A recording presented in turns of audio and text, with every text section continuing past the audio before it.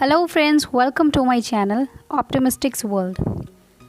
So guys, spoken English की इस class में आपका स्वागत है एंड आज मैं एक बिल्कुल बेसिक कन्वर्सेशन लेके आई हूँ दो स्ट्रेंजर्स के बीच में। तो आप वीडियो देखिए और जब वीडियो ख़त्म हो जाएगी तो मैं आपको बाद में भी एक्सप्लेन करूँगी। So guys, let's get started. अरे यार, 1 आवर से बस का वेट कर रही हूँ और बस अभी तक नहीं आई। मैं पूरी बोर हो गई हूँ। चलो, ये जो सामने बैठी है इस लड़की से बात ही कर लेती हूँ और अपनी थोड़ी सी इंग्लिश भी झाड़ देती हूँ। Hello dear, I am Riya. Are you waiting for the bus here? Yes, thanks for asking. Hi, I am Kushi. So Khushi, nice name. Where are you going? Actually, I'm going to meet my grandmother. What about you? Oh, what a coincidence. I'm also going to meet my grandmother. So, Khushi, what do you do? Actually, I'm a student. I am pursuing my BA from Assam University. What about you? Oh, thanks for asking. I am a YouTuber and I love traveling. I love to play cricket and it's my dream to become the captain of Indian cricket team. Wow, dear, if you have decided, you will definitely achieve your goal. So, tell me something about your family. Well, I live in a nuclear family and I have 2 siblings, 1 younger brother and 1 elder sister. What about you? So, dear, I live in a joint family and I also have 2 siblings, 1 younger sister and 1 elder brother. So, how long are you going to stay with your grandmother? Actually, my grandmother is a great cook, but I can't stay with her longer Why, dear? because my exams are about to come. You tell me, why are you going to meet your grandmother? Actually, my grandmother is at my paternal aunt's home and I'm going to pick her up. You are an independent girl indeed. Thanks for the compliment, dear. Now my bus has arrived. I have to go. Bye bye. Take care. Nice talking to you, dear. Have a safe journey. Bye-bye.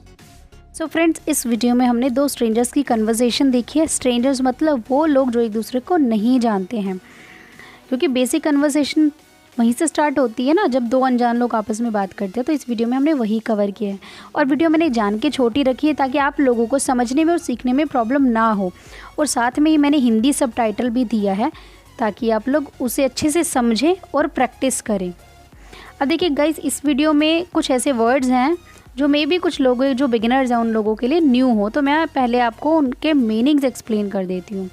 अब देखिए, इसमें word एक use हुआ है nuclear family, क्योंकि खुशी ने बोला था कि वो एक न्यूक्लियर फैमिली में रहती है।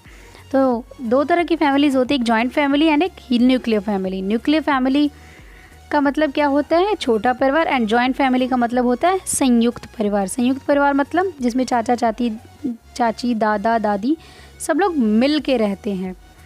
तो आई होप कि ये डिफरेंस आप लोगों को पता लग गया होगा।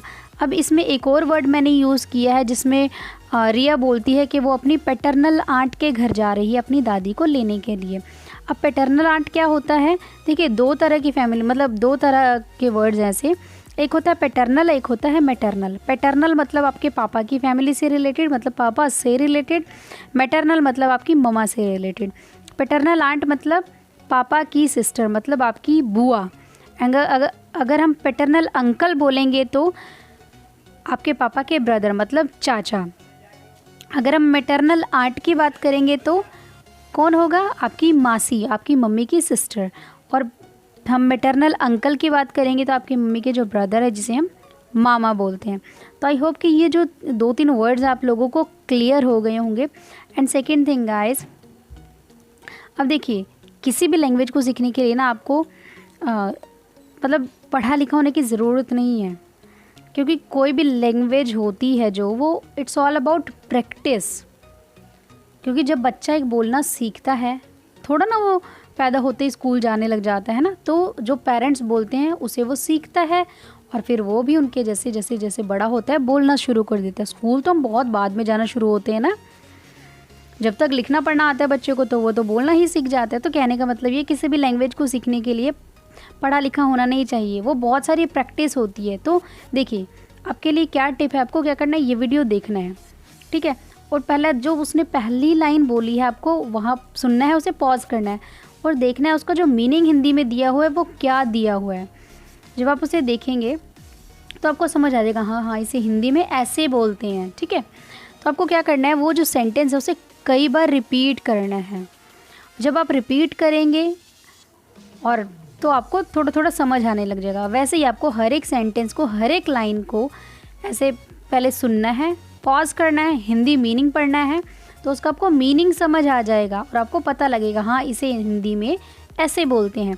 तो उससे क्या होगा, मान लो अगर आज मैंने 20 वर्ड्स कराए हैं, 20 लाइंस की हैं हमने इस वीडियो में, तो अगर आप उस 20 लाइन को एक कॉपी या पेन पे नोट कर लेते हैं, चलिए ये भी नहीं बात करते, आपने सुन लिया अच्छे से, आपको मीनिंग समझ आ गया कि हाँ इसे हिंदी में ऐसा बोलते हैं, आपको क्या करना है, उसे एक बार फिर से मिरर के आगे खड़े होकर बोलना है, प्रैक्टिस करना है। जब आप प्रैक्टिस करेंगे तो आपको थोड़ा थोड़ा 1% ही कॉन्फिडेंस आएगा, लेकिन जब इसको आप 5 या 10 बार करेंगे तो आप फुल्ली कॉन्फिडेंट फील करेंगे कि आपको ये जो 20 सेंटेंसेस हैं मुझे आते हैं, कि अगर मुझे किसी स्ट्रेंजर से बात करनी पड़े तो मैं थोड़ी बहुत इंग्लिश तो बोल ही लूँगा।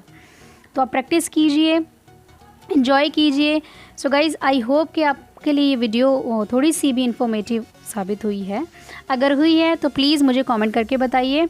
And so guys, that's it for today's video and stay tuned for my next video. Thanks for watching. Thank you, and guys, stay positive and spread positivity. Bye bye.